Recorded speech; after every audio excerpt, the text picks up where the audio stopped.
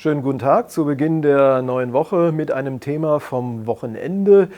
Bilder, die wir gesehen haben, die uns einigermaßen ratlos machen. Welche Bilder? Hunderte von Menschen haben offensichtlich auf Mallorca fröhlich, feuchtfröhlich gefeiert, ohne Masken, ohne Abstand zueinander. Gleichzeitig steigen hierzulande wieder die R-Werte, vor allen Dingen in Regionen, wo wir es eben mit Urlaubsrückkehrern zu tun haben, egal woher sie kommen. Die erste Reaktion: Fassungslosigkeit, sogar ein bisschen Wut ist dabei. Warum? Unsere Wirtschaft geht nach wie vor am Stock. Viele Menschen müssen nach wie vor massive Einschränkungen in ihrem Leben hinnehmen, sei es ihr privates Leben, sei es ihr Berufsleben.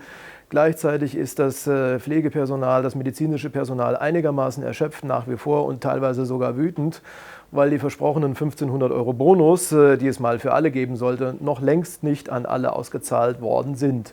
Und das alles wegen Corona. Das muss man nach wie vor festhalten. Und dann die Bilder vom Wochenende. All das und vieles mehr, was mit dem Virus zu tun hat, interessiert die Party-People entweder gar nicht oder sie wissen nicht, was sie tun. Beides ist schlimm. Wenn die Fassungslosigkeit verraucht ist, wenn man die Bilder verarbeitet hat, stellt sich die Frage, was man dagegen tun könnte, was zu tun ist. Auch hierzulande in manchen Parks oder auf manchen Plätzen in den Städten ist viel zu viel los, nach wie vor. Auf der anderen Seite kann man Menschen und darf man Menschen nicht ewig einsperren oder mit Einschränkungen belegen. Und man kann offensichtlich nur begrenzt auf Vernunft und Selbstkontrolle setzen. Das Beispiel Mallorca hat es wieder einmal gezeigt. Also, was ist zu tun? Das ist leider gar nicht einfach.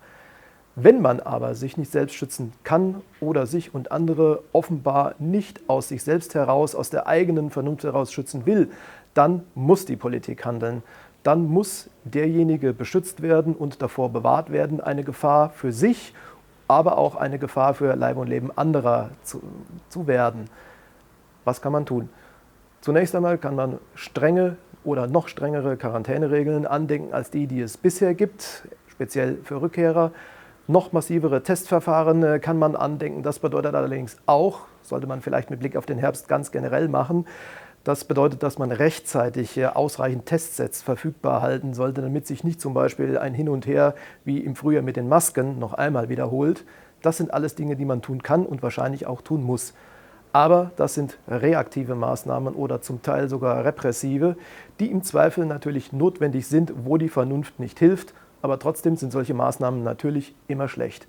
Schlecht ist es, dass es überhaupt so weit kommt, immer wieder.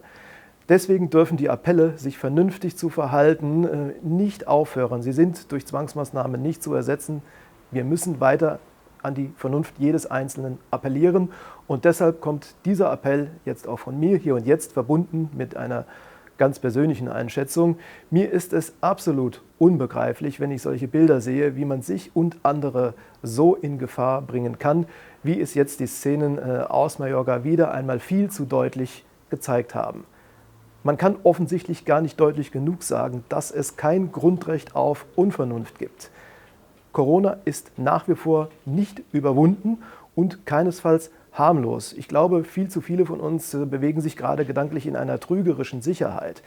Wir lernen aber jeden Tag aufs Neue, was das Virus wirklich auslöst und wie vielfältig es auch in unserem Körper wirkt.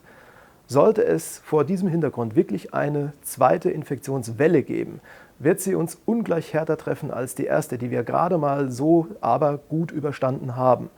Wenn es eine zweite Welle geben wird, werden das auch diejenigen doppelt und dreifach bezahlen, die heute noch feiern, als gehe sie all das in der Gegenwart nichts an und als gäbe es kein Morgen.